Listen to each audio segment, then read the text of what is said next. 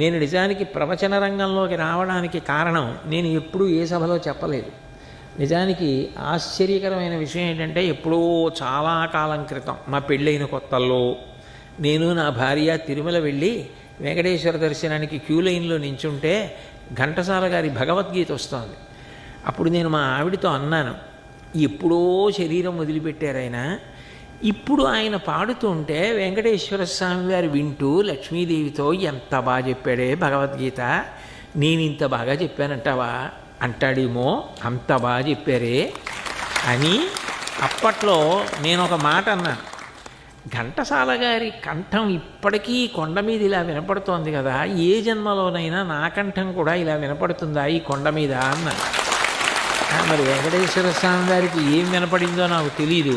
ఆ తర్వాత ఎన్ని ప్రత్యక్ష ప్రసారాలు, ఎన్ని టెలికాస్ట్లలో ఇప్పటికీ తిరుపతి కొండ మీద పెట్టి పెద్ద పెద్ద టీవీ సెట్స్లో నా ప్రోగ్రామ్స్లో నేను కనపడుతూనే ఉంటాను. నీకు స్వామి ఇంత అనుగ్రహమా అని అనుకుంటూ ఉంటాను.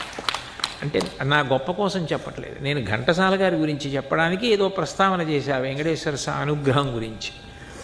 అంత గొప్పగా భగవద్గీత పాడాడు. ఇన్ని కష్టాలు పడిన ఘంటసాల గారు నేను ఇంకా చచ్చిపోదాం అన్న రోజు లేదు. ఆయన జీవితంలో ఒక ఆశ్చర్యకరమైన సందర్భం చెప్తా.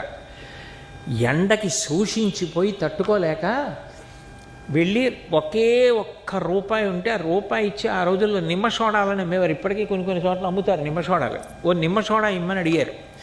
అడిగితే ఆ వ్యక్తి ఆ రూపాయి చూసి ఇది 70 రూపాయని విసిరేసి ఇలా తీసిన సోడా కొట్టడం మానేసి రూపాయి విసిరేశాడు. హతాశులైపోయారు. దాహం. ఆ పక్కన ఓ సన్యాసి ఒక ఆయన కూర్చుని ఉన్నాడు. ఆయన లేచి వచ్చి ఇలా కప్పుకుని ఉన్నారు ఉత్తరీయం ఘంటసాల గారు.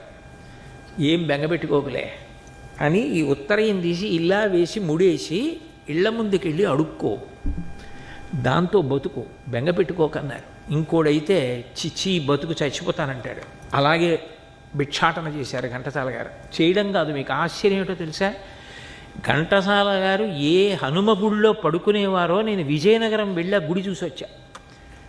భజన చేసే ఆంజనేయ స్వామి ఉంటారు, మీరు ఎక్కడ చూసి ఉంటారు, తాళం వేస్తుంటారు. ఆయన విజయనగరంలో ఉంది చిన్న గుడి, అక్కడ పడుకునేవారు పాపం.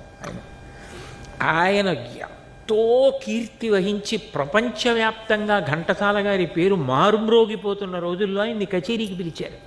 పిలిస్తే నేను ఏ హాల్లో చేయను, నేను ఎక్కడ పడుకున్నానో అక్కడే నాకు వేదిక కట్టండి, అక్కడ కూర్చుని కచేరీ చేస్తానని ఓపెన్ ఎయిర్లో అక్కడ డయాస్ కడితే కచేరీ చేశారు. అటువంటి ఘంటసాల గారు మన గడ్డ మీద పుట్టిన మహానుభావుడు.